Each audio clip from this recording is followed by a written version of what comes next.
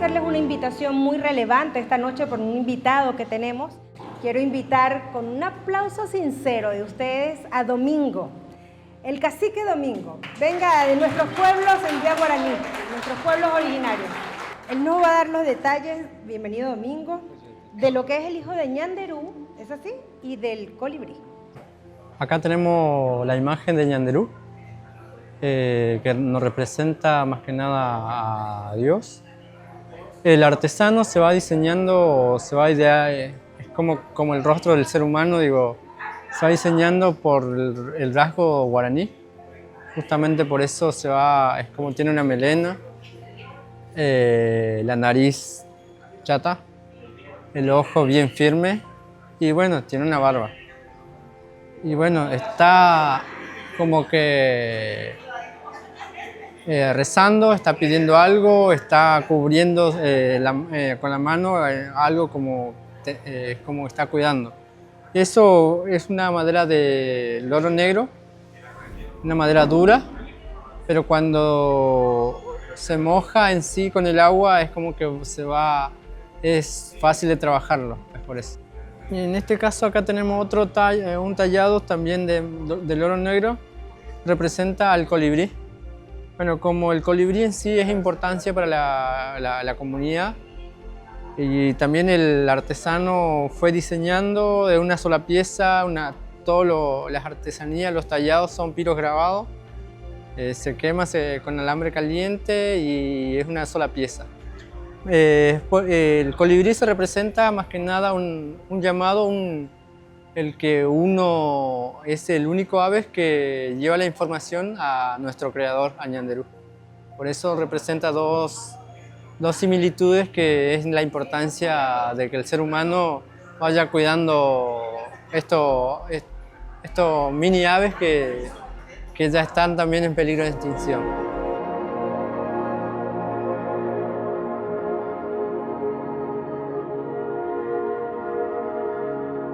Lo que les voy a mostrar es una iniciativa privada, es el proyecto La Selva. Dado el contexto en el que estamos, la provincia en la que vivimos, nos pareció súper necesario desde la empresa llevar a cabo acciones de conservación, ¿sí? Específicamente. Entonces lo que hicimos, muchas gracias. Bien. Entonces, lo que tenemos es un proyecto de la constructora RESEC, que lo iniciamos en 2017, que consiste en llevar a cabo, como les decía, acciones de conservación y de manejo sustentable de la biodiversidad dentro de complejos inmobiliarios. Este es el lote en el que trabajamos, está ubicado en la ciudad de Candelaria. Es bien característico de la zona de campo de pastizales que tenemos en la zona sur de la provincia, que además es la ecorregión que menos representada en cuanto a conservación está. Entonces, más aún nos parecía necesario llevar a cabo este tipo de acciones.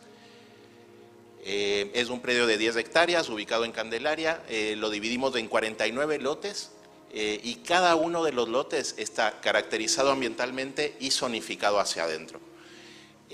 Tenemos un frente mínimo de cada lote de 15 metros y la superficie total de cada lote es mínima de 500 metros cuadrados. Ahí pueden ver todo el predio, cómo está zonificado y loteado. De acuerdo a los ambientes que encontramos dentro del predio, los zonificamos en 4 partes. Arriba tienen la parte de Urunday, luego seguimos con los Lapachos, Monteverde y Las Garzas, ¿sí? Todo lo que ven en la parte de arriba estaría pegado al río, llega hasta el río. Bien, todo este predio lo vamos a utilizar para generar un barrio cerrado en el que contamos con toda la infraestructura necesaria, lo que es apertura de calles, tendido eléctrico, la red interna de agua. Todo esto con una casilla de acceso en la que vamos a tener personal de seguridad y también guardaparques. Y además una sala de primeros auxilios y el cerco perimetral del barrio. Ahí modificamos un poco los números, ahí dice 40 y 60, pero en realidad vamos a usar menor cantidad de superficie como zona habitable y como calles. En lugar del 40 vamos a usar el 30. y por otro lado el 70% de toda esa superficie la vamos a destinar a conservación de la biodiversidad o programas de manejo sustentable. Esta zona que es la que vamos a proteger es compatible con senderos elevados para poder visitar, pero se van a utilizar específicamente para investigación y para generación y protección de la biodiversidad. Aquí pueden ver cómo nos zonificamos todos los lotes. Todo lo que ven en rojo es lo que vamos a proteger, ¿sí? Y lo que ven en verde serían las zonas permitidas para habitar. Cada lote está zonificado, cada lote está caracterizado. Sabemos cuáles son las especies protegidas que están ahí adentro, las tenemos ubicadas en croquis y cada lote se entrega con esa información. ¿Sí? Información vegetal e información de aves principalmente y de otros componentes bióticos. Las calles, bueno, ahí también modifican un poco los números porque en un principio habíamos pensado en usar los 15 metros de calle que son permitidos, pero justamente como estamos hablando de manejo sustentable definimos utilizar solo 3 metros y el resto de esos 15 se utilizan para tránsito sustentable dentro del predio. Bueno, algo importante que decíamos de arriba era poder mantener la porosidad del suelo. Eso es clave y eso es algo que nos planteamos adentro de todo el predio. Poder mantener la porosidad y con esto poder mantener que las interacciones ecológicas sigan ocurriendo dentro del predio. Ahí tienen una vista del diseño de la casilla de ingreso, en donde además la idea es poner palmeras pindó y vamos a tener una interacción también con lo que es la cultura guaraní. El abordaje de todo este proyecto fue mediante un equipo multidisciplinario. Trabajamos un montón de profesionales para iniciar el proceso de este proyecto.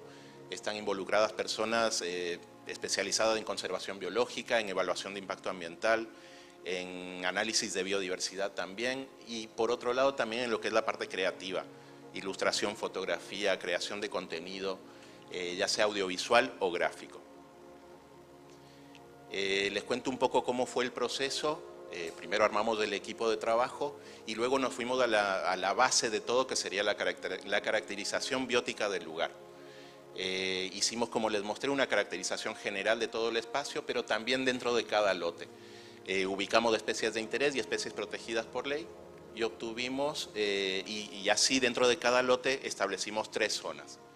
En principio la zona habitable, que la idea es que ahí se puedan generar construcciones que tengan metodologías netamente sustentables, tiene que ser ecológicamente sustentables todas las construcciones y energéticamente eficientes también.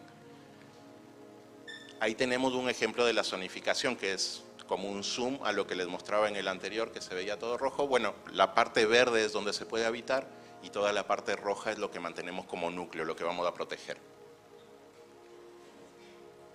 Tenemos algunas premisas en cuanto a la construcción para asegurar justamente la sostenibilidad y el manejo sustentable de la zona. Aplicamos criterios constructivos sustentables, bioclimáticos, con materiales de la zona y con mano de obra local. Las construcciones son personalizadas, o sea, cada persona que compre un lote, trabajamos con esa persona para ver cómo va a ser la construcción, pero tiene que seguir estas premisas, ¿sí?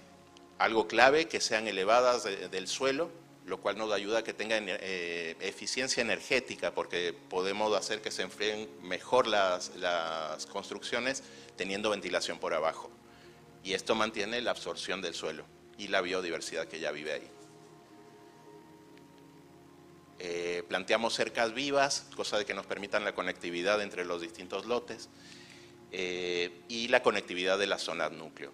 Y además realizamos monitoreo y recuperación de la flora y de la fauna, o de la biodiversidad en realidad, dentro de cada lote y dentro de todo el predio. Permitimos piletas que no contaminen los cursos de agua, que no utilicen cloro y que puedan ser filtradas, que se pueda reutilizar esa agua, pero lo importante es que no contaminen. Y también tenemos composteras comunitarias para hacer un trabajo de compostaje a nivel comunitario ahí en todo el predio y manejar los residuos orgánicos. Luego de esta zona habitable tenemos la zona transitable, tanto con vehículo como sin vehículo. El grueso les diría que es sin vehículo, en esto que les contaba antes, senderos elevados que permitan la absorción del suelo todavía, la porosidad. Y todo esto estipulado en el reglamento del consorcio. Y luego tenemos la zona núcleo, que es la que les contaba, la que vamos a proteger, donde solo se pueden llevar a cabo acciones de conservación o de investigación científica, además del monitoreo que vamos a llevar a cabo desde el consorcio. Luego de toda esta zonificación que generamos y el equipo de trabajo, seguimos con el proceso, generamos el reglamento del consorcio en base a toda esta información ambiental y en paralelo empezamos con las gestiones para habilitar este proyecto. Y en paralelo también, o sea, fue como varios procesos desde el 2017, empezamos la construcción de infraestructura también. En este momento llegamos hasta la infraestructura y lo que nos falta ahora es la aprobación para poder funcionar como consorcio. ¿Por qué es importante este paso? Porque al estar aprobados como consorcio podemos asegurarnos de que se va a manejar sustentablemente el predio. O sea, podemos comprometer a la persona que quiere comprar a que lo maneje sustentablemente y a que permita que se hagan todos estos proyectos y programas de conservación hacia dentro de cada lote. Ahora les muestro un poco un video del lugar.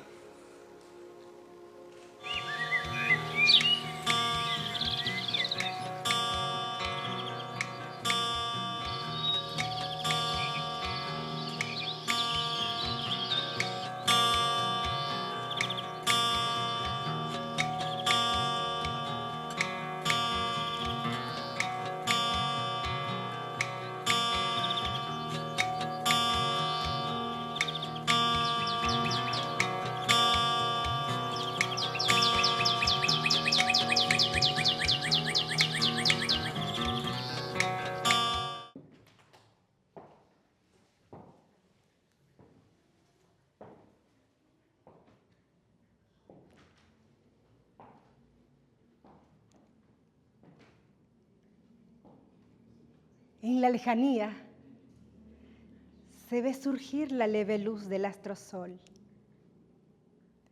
La humedad la envuelve en los retoños libres y en la galantería del jazmín. La brisa desvergonzada hace de balada a los sagaces. La selva florece en su mejor versión.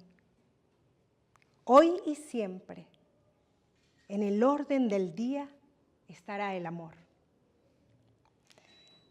La selva ya luce esencia dama. Sean bienvenidos formalmente a este conversatorio que de seguro nos hará reflexionar, nos interpelará a nosotros, porque la selva será la responsable de interpelar a dos brillantes arquitectas que estarán ante ustedes. Tengo el privilegio y la gratitud también de todo el equipo por esta invitación, donde la selva también será testigo de cómo la están cuidando o no, y nosotros repensaremos nuestra relación con el ecosistema del que somos parte. Quiero presentarlas, presten mucha atención porque realmente es un gusto estar cerca de ellas esta noche.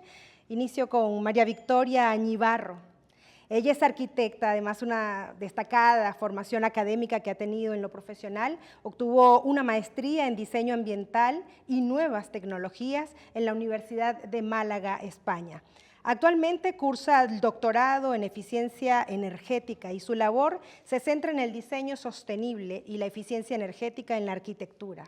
Ha participado como disertante en eventos que abordan el impacto del cambio climático en la arquitectura y precisamente en el diseño bioclimático. Bienvenida, María Victoria Añibarro.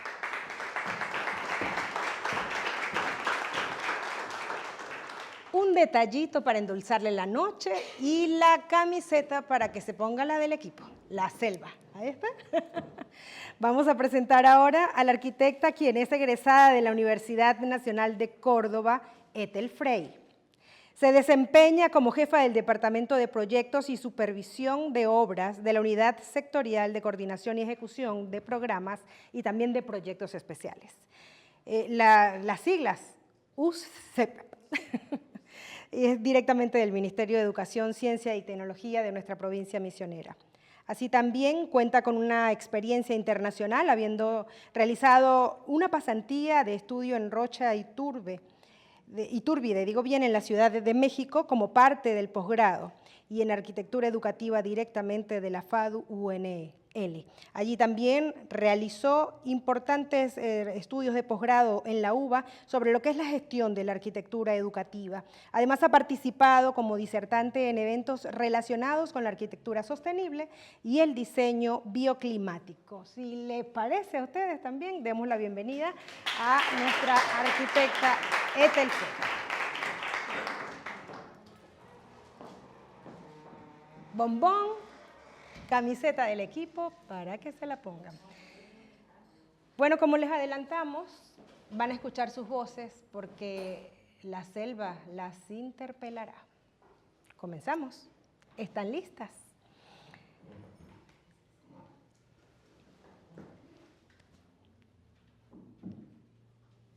Agüita, está bien. Voy adelantándome en la reflexión de lo que ha sido esta noche y escuchar además cómo se puede sostener un respeto en relación con hacer una artesanía. Y la primera pregunta de la noche nos revela si es real el cambio climático para ustedes.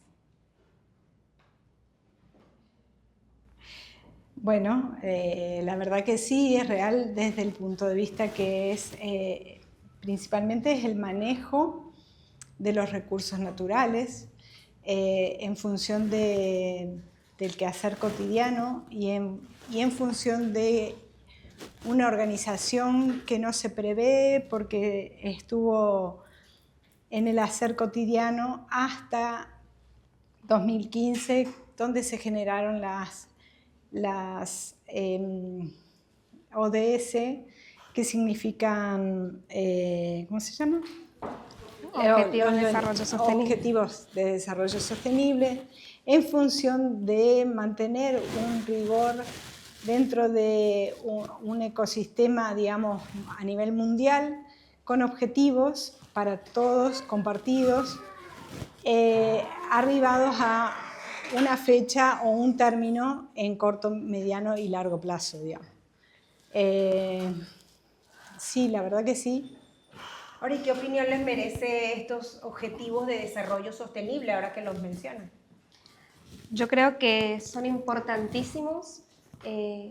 Creo que poder tenerlos en la Agenda 2030 al lado de temáticas tan sensibles, la verdad que es un gran avance.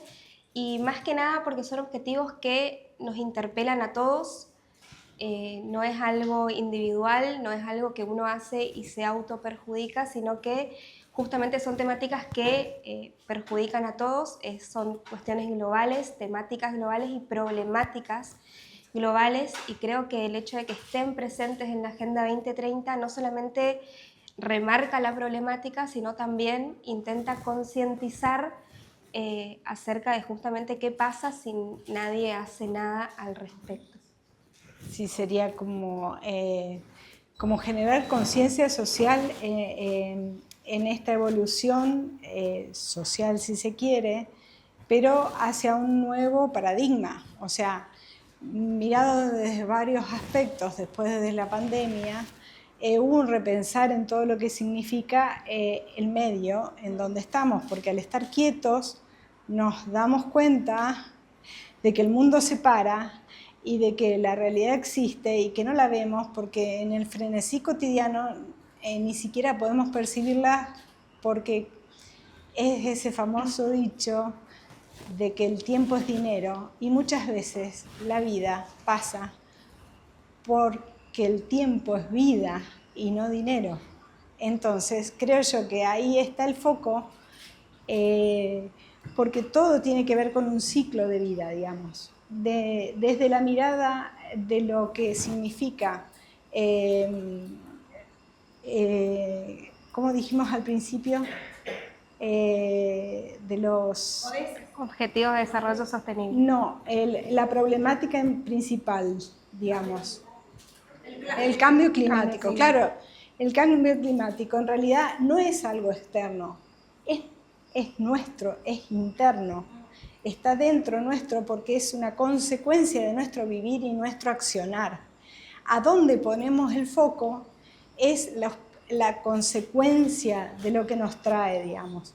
Y esto es una buena alternativa, la selva, la propuesta de Julio, de la constructora Resec, es innovadora en el mercado inmobiliario porque justamente la mirada que tiene no es netamente comercial ni lucrativa, sino apunta a ese lugar, si uno quiere, entre comillas, fantástico, de decir, vivo en la selva, porque puedo vivir en la selva. Y me parece maravilloso porque apunta también a todo lo que tiene que ver con esa conciencia social de quién conforma Posadas, el entorno natural, el medio, porque somos todos, digamos, todo es un medio. Nosotros también estamos incluidos en ello. Muchas veces lo miramos como que somos, el medio es lo externo, pero el medio somos nosotros también. La energía se fluye a través nuestro y eso es lo más importante porque la generamos y la gastamos y nos movemos y andamos y esa es la vida misma. Y creo que, bueno, ponderar la biodiversidad y el medio natural en donde vivimos, sobre todo como remanso de un descanso del vivir cotidiano, no tiene precio. Bueno, y ahora que me dan ese pie, ¿qué tan importantes vienen a ser estos desarrollos urbanísticos con conservación y el manejo sustentable de la biodiversidad en relación a poder atenuar los impactos negativos precisamente de lo que es el ambiente, el ecosistema? Yo creo que importantísimo, respondiendo a la pregunta, y creo que la labor que hizo la selva es extraordinaria en cuanto al equipo multidisciplinario que hay atrás. El estudio que se hizo acerca de lo que existe, la flora, la fauna, las pendientes. Creo que es maravilloso el poder llegar a un proyecto que, conservando todo esto, y si encima a todo este planteo podemos crear una arquitectura que sea sustentable y energéticamente eficiente, creo que es muy valorable y por ahí coincidiendo un poco con lo que decía Ethel al principio, valorable también el sobreponer quizás un poco este tema económico y inmobiliario y demás y apostar a una propuesta que realmente es distinta y creo que por ahí empieza un poco el tema del cambio justamente del que venimos hablando. Ahora, ¿qué viene a ser la arquitectura? Esa pregunta es directa para ustedes. ¿Y cómo influye en tu vida profesional la arquitectura? Voy a hacer un ejercicio que a un periodista se le informa que no debe hacer. Voy a hacerles varias preguntas para que reflexionen. ¿Cómo contribuye en las necesidades humanas precisamente la arquitectura? ¿Tiene en cuenta las condiciones bioclimáticas, paisajísticas de cada lugar? Y además hay una más para que la sigan repensando. ¿Qué imaginarías para los espacios destinados a la circulación vehicular? Bueno, en un macro, hablando de la selva en sí, está ubicada en Candelaria, como ya se dijo en la introducción, tienen una muy buena accesibilidad.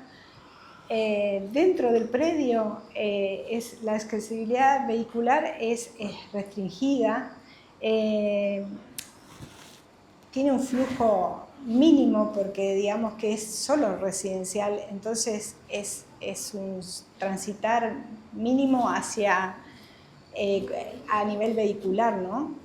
Y en cuanto a la arquitectura en sí de cada usuario o de cada comitente o de cada persona que se acerque a nosotras, el hecho está en que hacemos psicología de casas y en esa psicología de casas tiene que ver con todo ese entorno, que tiene que ver con todo ese medio, ya sea climático, de soporte natural. Cada lote tiene su particularidad, como bien lo dijo la introducción Fado. Y bueno, y esas son condicionantes únicas y específicas para cada uno.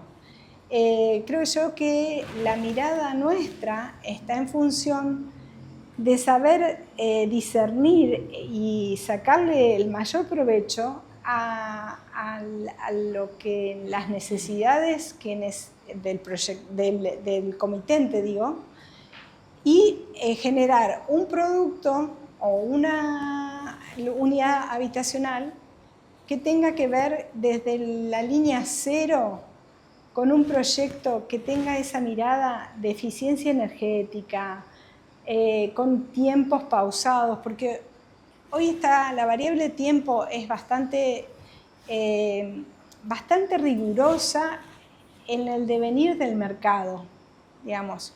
La gente quiere tener ya tener el techo, la casa, y creo que esta apuesta a otro tiempo del hacer, en el sentido de que uno puede tener dedicarle más tiempo a lo que es la arquitectura pasiva, que se le llama, que es la mirada desde la geotermia, desde la circulación de aire, desde la envolvente, desde el sol, el tamiz de los árboles, situarse en el lugar, transitarlo de día, de noche, con el cliente, demás, y hacer nuestra magia.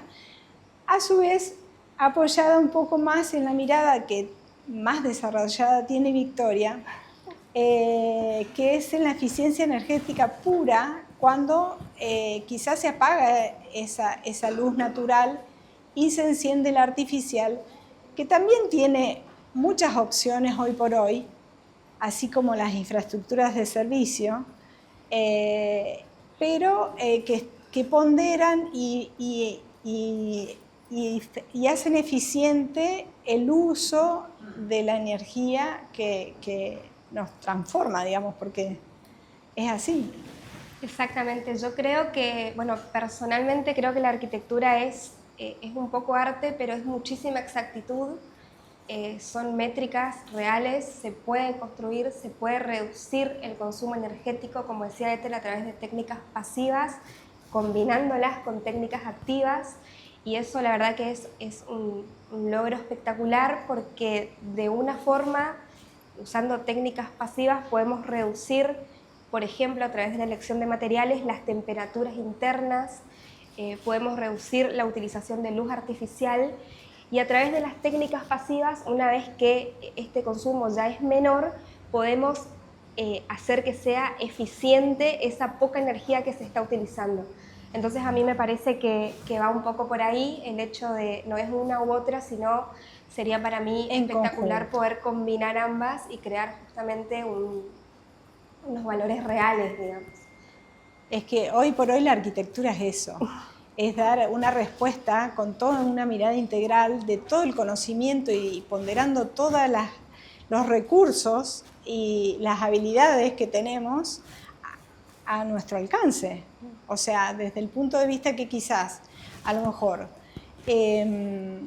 generar domótica, hablando de tecnologías ya más sensibles, a la hora de los recursos que se ponen activos a contrarreloj de lo natural, pero sí bien ocupados, al principio quizás sea un poco más oneroso el hecho del consumo, desde gastar y poner a andar esa tecnología, pero con el tiempo es casi normal, porque se vuelve normal y la vida útil se amortiza enseguida, digamos, por las boletas de luz, por todo eso que nos quejamos, y que en realidad hace la vida cotidiana.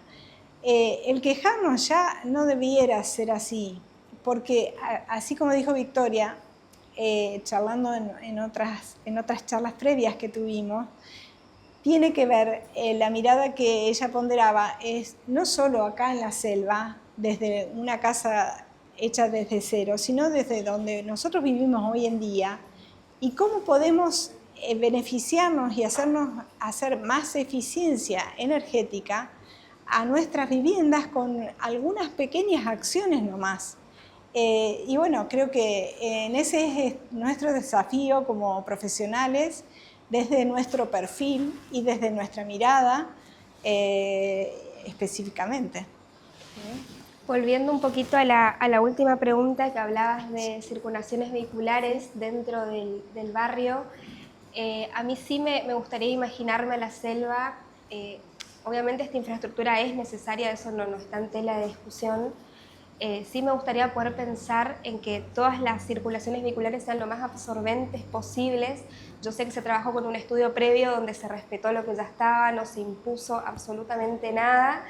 Entonces quizás seguir este margen de no pisar lo que está, sino justamente acompañar desde la absorción de estos caminos.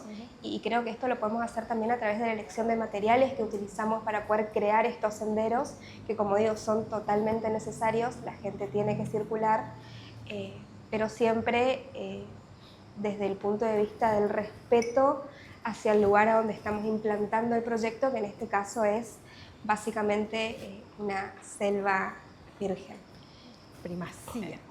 Pero aparte dentro de esa diversidad, dentro del terreno, que son 10 hectáreas, hay una diversidad increíble, no solo de vegetal, sino de suelos.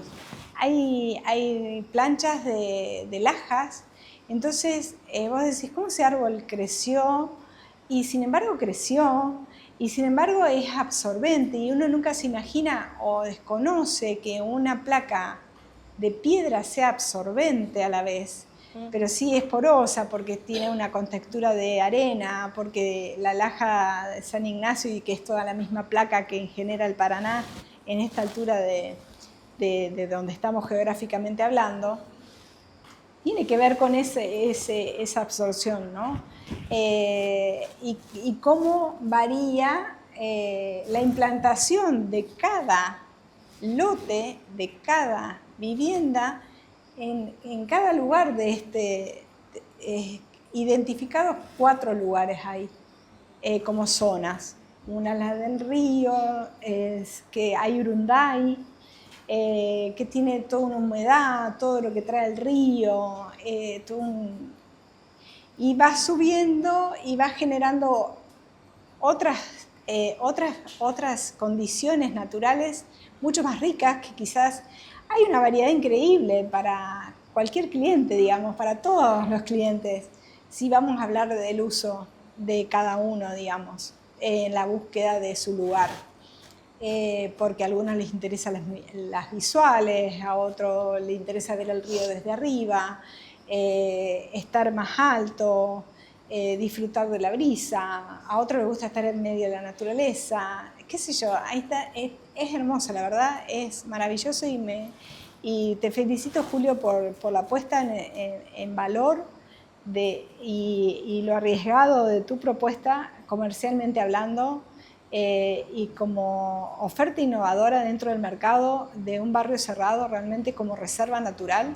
Creo que es uno de los pocos, y la mirada y remarla y seguir y adelante en función de siempre apostando a la biodiversidad, apostando al hacer nuestro, a la sustentabilidad, porque no es solo el hacer sustentable, es el medio, cómo modificás el medio, la gente que va a trabajar ahí, es poner en acción toda la sociedad que somos, que lo conformamos todos. Claro. O sea, no somos un hecho aislado, sino somos un conjunto que se mueve y que crece y que evoluciona y tiene una mirada que quizás con esto sea un puntapié inicial para algo maravilloso, y que quizás si no estuviera... y bueno, pasarle la topadora, total hacemos unos cuantos lotes. No, es ponderar lo bueno, lo lindo y lo sencillo que tiene nuestro medio ya de por sí. Eso es invaluable. Un dato que a mí me gusta mucho decir siempre que hablamos de la selva es que de todo el predio 1 sola hectárea es habitable, y eso habla muy bien también del equipo que hay atrás. Como decía anteriormente, es un estudio de absolutamente todo. y como comentaba Ethel, inclusive en cada lote la ubicación destinada a vivienda nunca va a ser igual a la de al lado, porque todo tiene un porqué, todo está estudiado y eso habla creo que muy bien del equipo interdisciplinario que hay atrás de todo esto, que a mí me parece realmente maravilloso. Y si me permiten, entonces llega esa pregunta sobre este proyecto urbanístico. ¿Qué parámetros tendrían en cuenta para poder definir esas zonas habitables? Yo creo que lo primero que tendría en cuenta en este caso es hacer un estudio de lo que ya está en el lugar, como nos comentó Julio varias veces que hablamos del tema. Se hizo una revisión profunda de si había un pedazo de calle, vamos a respetarlo, vamos a basarnos en esto para no hacer más de la cuenta cuando no es necesario. También obviamente todo lo que sea vegetación, la cantidad de árboles que por ahí escuchábamos al principio, la pendiente de los terrenos, poder respetar el escurrimiento natural que tiene cada lote también me parece algo súper importante. Creo que, como dije anteriormente, si a todas estas cuestiones le sumamos una arquitectura que realmente pueda lograr una eficiencia energética real, estamos hablando de un proyecto maravilloso que creo que no tiene ningún tipo de desperdicio. Bueno, hasta el momento les puedo decir que las estoy sintiendo cercanas.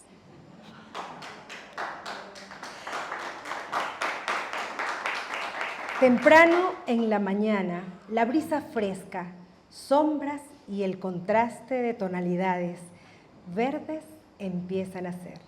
Un coro de pájaros, tucanes, loros, carpinteros, tangarás, pitogüés y teros te embellecen, cubierta de un manto de bruma protectora que poco a poco, al desvanecerse, pone en evidencia la perfección. Y mi corazón palpita enamorado, privilegiado de contemplarte hoy.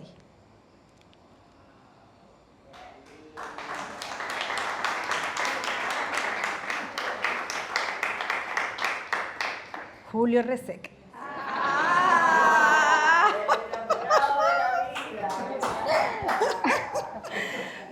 Continuamos ya apuntando cercano a un cierre.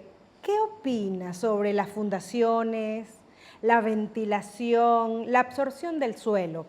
¿Y cómo debería ser la materialidad en construcciones habitacionales y su relación en lo que es la envolvente térmica, que ya me aprendí muy bien qué es la envolvente térmica? Y en este sentido, ¿se respeta el escurrimiento natural del suelo? Y sí, un poco es lo que hablaba recién Victoria y volvemos a repetir. Yo creo que más que nada nuestro hacer arquitectura tiene en cuenta todo implícitamente. Y el desafío más que nada está ahora dado en el cliente, en cómo seducir al cliente para que dentro de un marco legal como tiene ya previsto el predio de la selva, digamos, muchas veces los clientes suelen ser caprichosos y ven en las revistas y quieren hacer esto o aquello. Y creo que yo pienso que lo más simple está lo más bello está en lo más simple, ¿no? Y poder generar, como dicen ahora, lo bueno, bonito y barato, sin tener que gastar o sin tener que usar esos materiales que para el lugar ya son agresivos, porque tienen...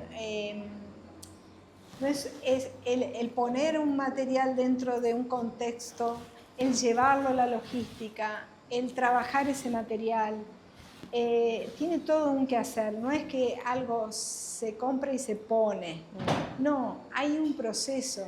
Y en ese proceso hay un desgaste y a veces es faraónico porque depreda muchísimo el ambiente natural.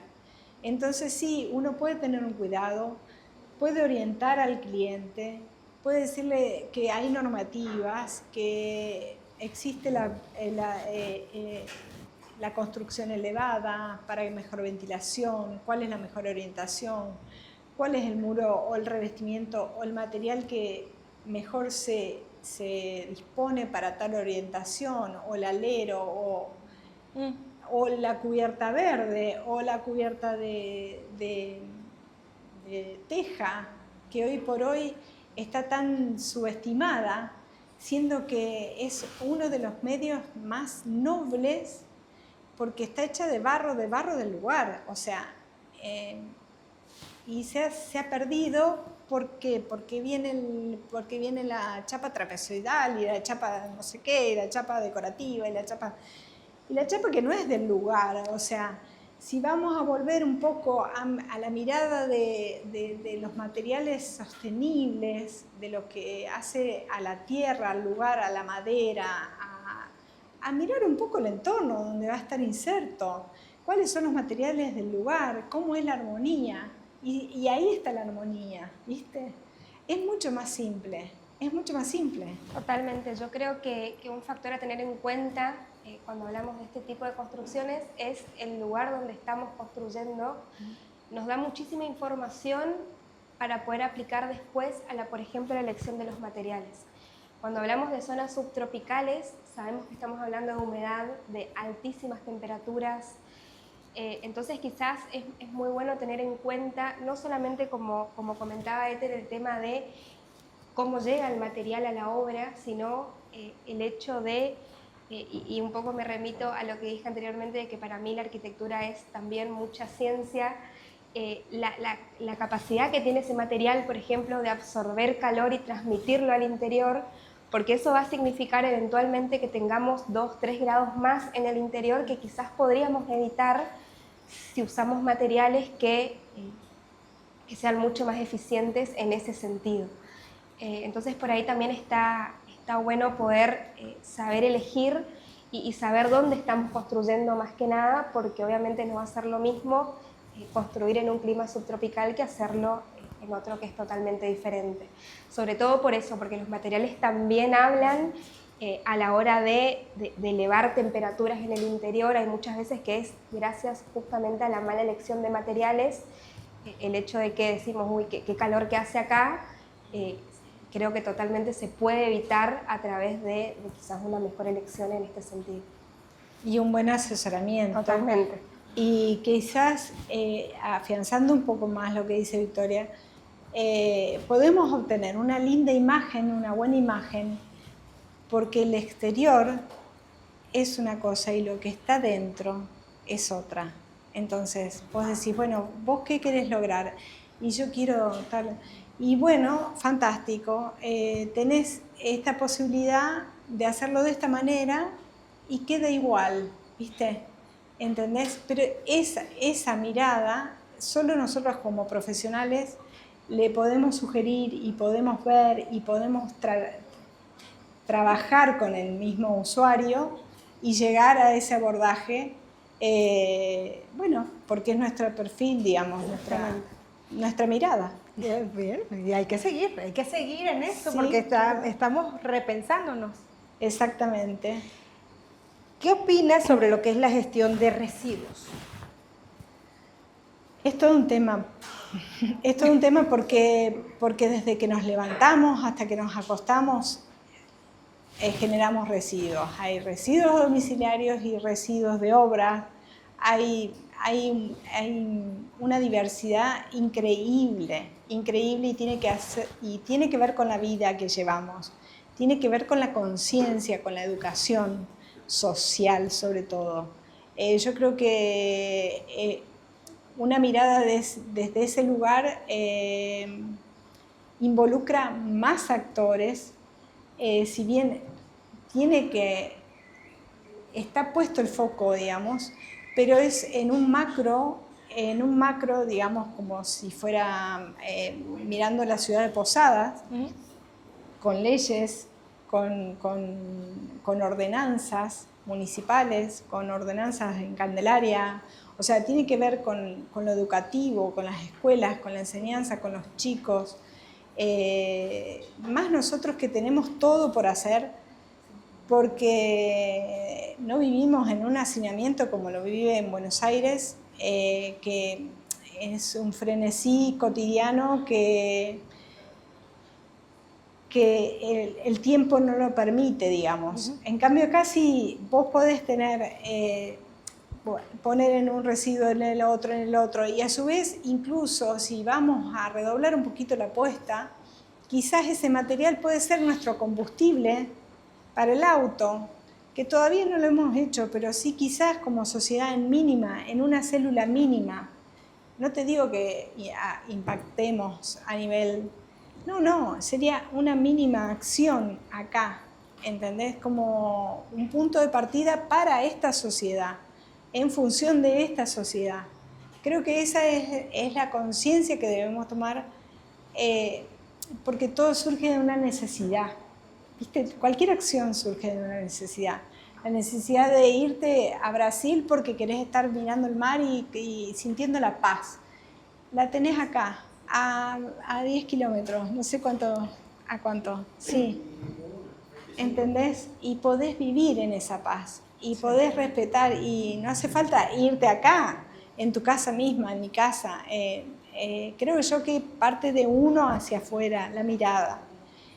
Más allá de lo profesional, como ser humano, sí, tenemos que generar ese salto cuántico de conciencia social y educativa a lo que el medio nos ofrece, y ser parte del medio. No verlo como algo que el medio, el impacto ambiental, los demás, las fábricas, no, somos nosotros con el hacer cotidiano, con el enchufar la máquina de café a la mañana para hacer café, o la del mate, la pava en vez del gas. Acciones mínimas que llevan a un máximo en el transcurso de un periodo de tiempo. ¿Cuánto tardás para gastar la garrafa de gas? Y bueno, a lo mejor si haces un biodigestor, tenés el gas, tenés electricidad, tenés un montón de cosas con tu propio residuo, si vamos a hablar de los residuos humanos, por ejemplo. Totalmente, y por ahí volviendo un poco a los ODS que hablábamos un poco también, dar a conocer y tomar conciencia de que no es contaminar nuestro espacio o contaminar mi alrededor, sino que es una cuestión global, es contaminar el espacio de todos. No somos nosotros, no es yo lo que hago acá, no le perjudica en absoluto a ella. Eso quizás sí me parece que está bueno, justamente como decía Ethel, poder generar esa conciencia social, de poder entender o dejar de ser un poco egoístas en ese sentido, y pensar que lo que estamos haciendo ahora quizás repercute no en nosotros ni en el de al lado, sino es algo mucho más amplio. ¡Wow!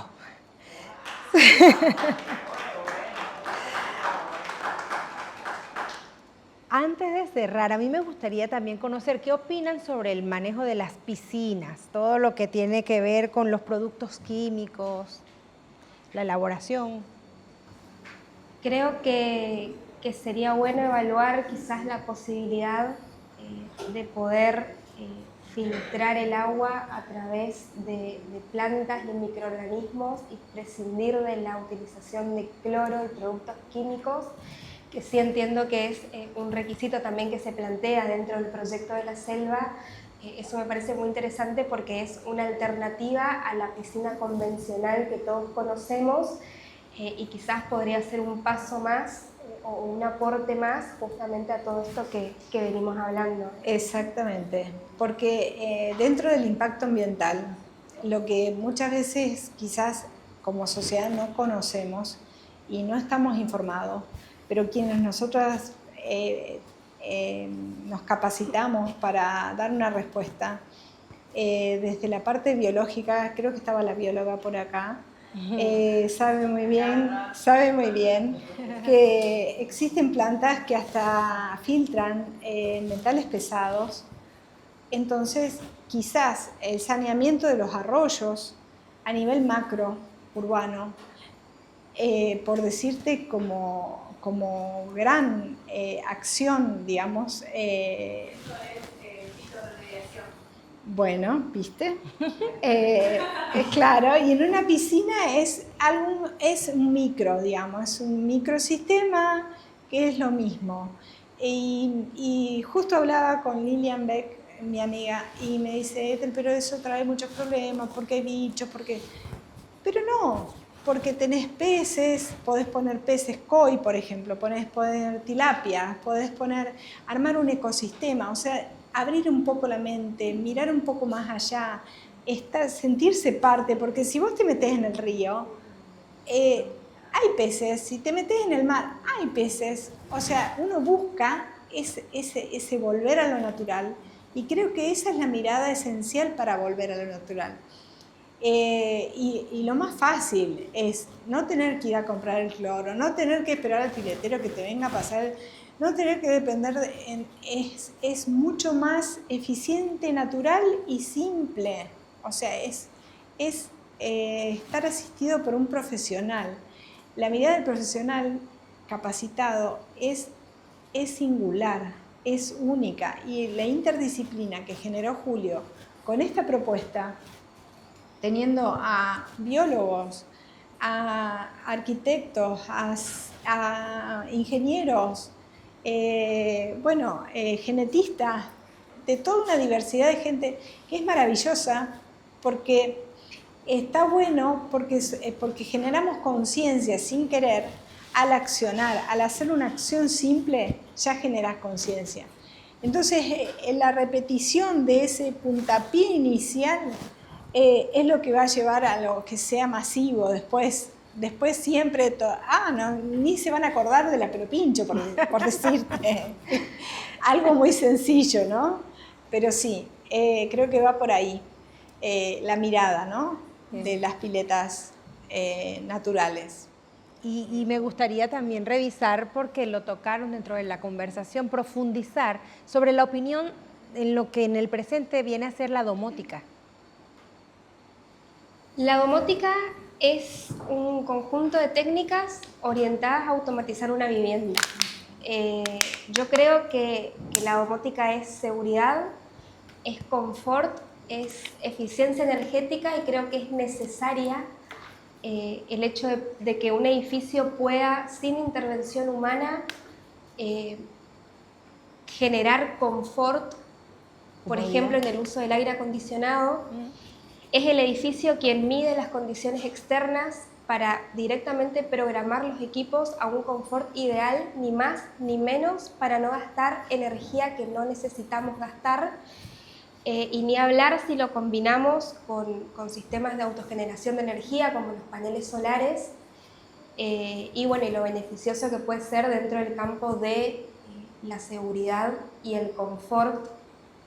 Justamente como decía anteriormente, creo que dentro de los recursos activos para poder generar un ahorro de consumo energético es totalmente válido. Mucho hablamos de técnicas pasivas de construcción, materiales, fundaciones, ventilaciones, cuando construimos desde las bases. Pero cuando no es así, se puede recurrir, realmente es un recurso totalmente válido. La reducción del consumo energético que podemos lograr a través de la automatización de edificios es altísima y es totalmente significativa. Así que nada, creo que como también decíamos anteriormente, una combinación de ambas puede llegar a ser no solamente que podamos reducir el consumo energético, sino que la poca energía que estemos utilizando sea bien utilizada, y eso lo podemos lograr a través de la domótica, incluir tecnología en justamente todo lo que venimos hablando. También me parece a mí al servicio, porque tiene muchas prestaciones de servicio, de confort y de seguridad. En el hecho de que, qué sé yo, hoy por hoy hay una cámara que mira la patente de tu auto y ya te abre el portón. Me comentaba una amiga que increíble, la verdad que hoy las prestaciones que tiene la domótica son maravillosas, tanto en los adultos mayores, por ejemplo, qué qué sé yo, en una casa donde el mayor se levanta a una hora X y que se prenda la luz porque tiene un contacto en la puerta y se prende la luz, entonces no se cae, o qué sé yo, de la cromatía de los colores, porque tenés que descansar y tenés que tener ya la luz prevista del dormitorio, qué sé yo, color verde o con sonido y demás. Tenés todas las comodidades, confort, seguridad Y eficiencia energética. y eficiencia. Y eficiencia encima. De hecho, por ahí, retomando un poquito lo que dijo Ethel, respecto a la diversidad de usos, hemos trabajado en un proyecto también donde una persona con hipoacusia, en vez de sonar el timbre, logramos que el timbre haga luces de colores. Entonces también poder adaptar el aparato a cada condición, o también hemos trabajado mucho con personas con movilidad reducida y realmente le resolvés la vida a través de la tecnología, y a mí me parece que es muy válido y muy necesario poder trabajar sobre este tema. Bueno, ni hablar. Con poco, y desde la arquitectura, o sea, Exactamente. acondicionando y mirando al usuario en toda su magnitud y con todas sus prestaciones, o sea, con todas sus necesidades. Y hoy poder llegar a tener ese recurso es maravilloso, la verdad. Es maravilloso. De por sí poder aplicarlas por separado me parece a mí que es buenísimo, pero el hecho de poder juntarlas, creo que estamos hablando de un proyecto óptimo. De un proyecto bioarquitectónico.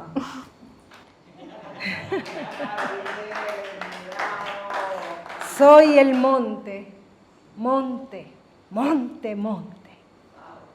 Soy suave tapetí y feroz yaguareté, inmortal cigarra y astuto lobo,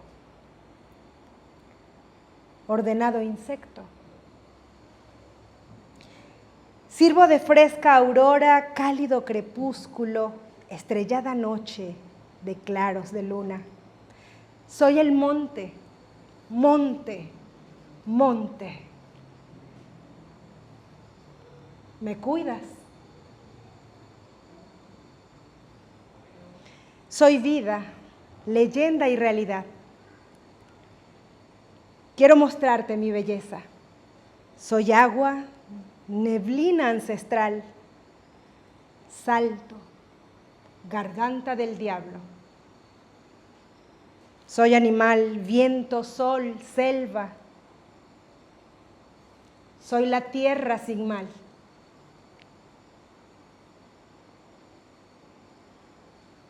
Soy el monte, monte, monte.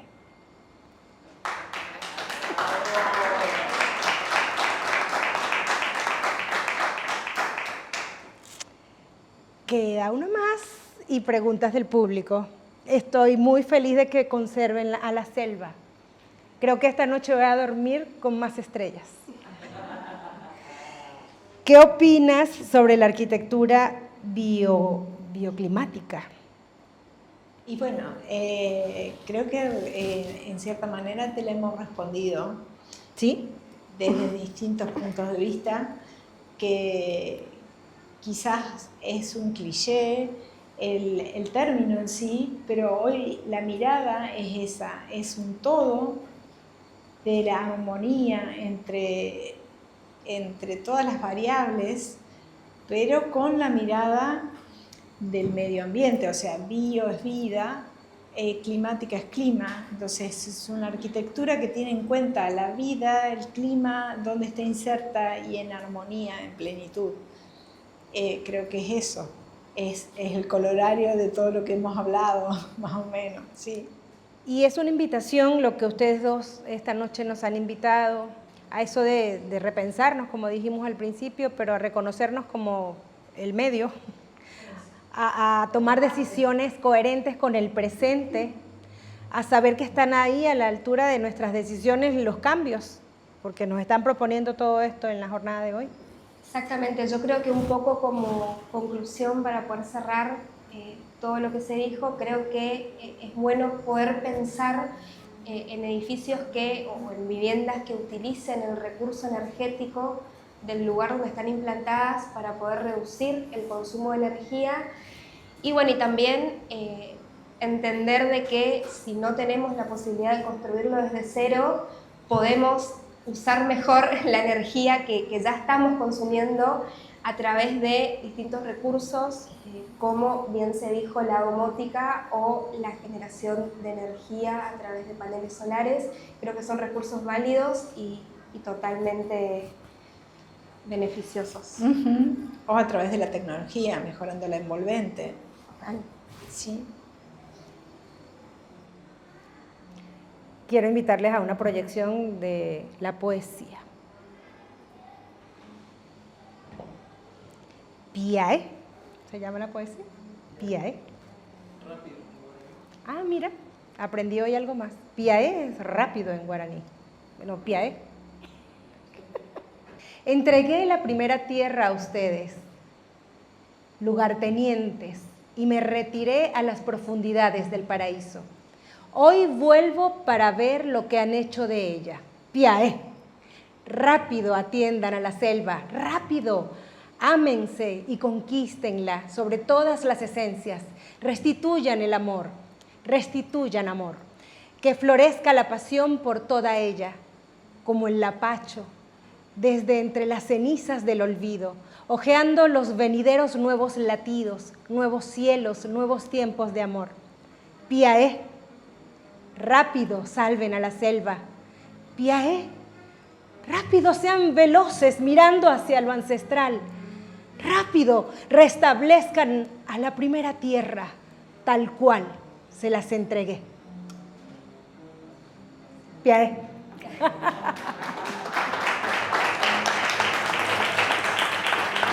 Julio Recet. Un honor, chicas, compartir con ustedes esta dinámica a modo de un lindo juego de la vida en el presente y la realidad que todos confrontamos. Si hay alguien que quiera hacer alguna pregunta, no pierda la oportunidad. Que está... La próxima, porque hay un tubi continuo, ¿no? Sí. Ah, bueno, así que damos un aplauso grande y fuerte para ella.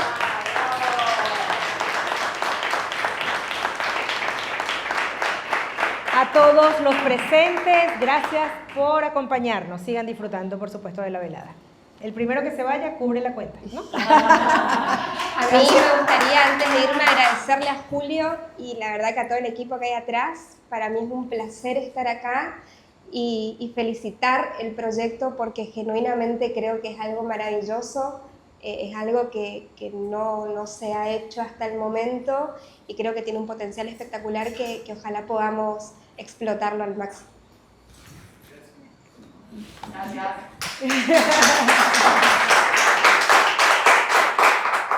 Bueno, gracias Marjorie por todo tu poesía, por todo tu saber, por tu guía.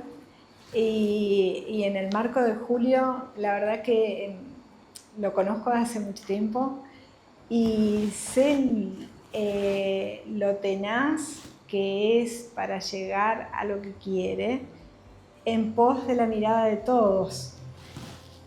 Porque rema contra la corriente, y eso que es ingeniero, ¿entendés? Pero así como es ingeniero es poeta, y creo que eso te salva, Julio. Sí. Y bueno, es un orgullo para mí que me hayas invitado y poder hablar de tu hacer, de todo tu hacer, que involucra desde los chicos que están haciendo malabares afuera, desde el chipero, el señor Luis que nos está esperando, Domingo que habló, bueno, todo ese conjunto de cosas y detalles maravillosos que sos vos y que es tu constructora. Perfecto. Y que sigan existiendo más personas como vos, realmente.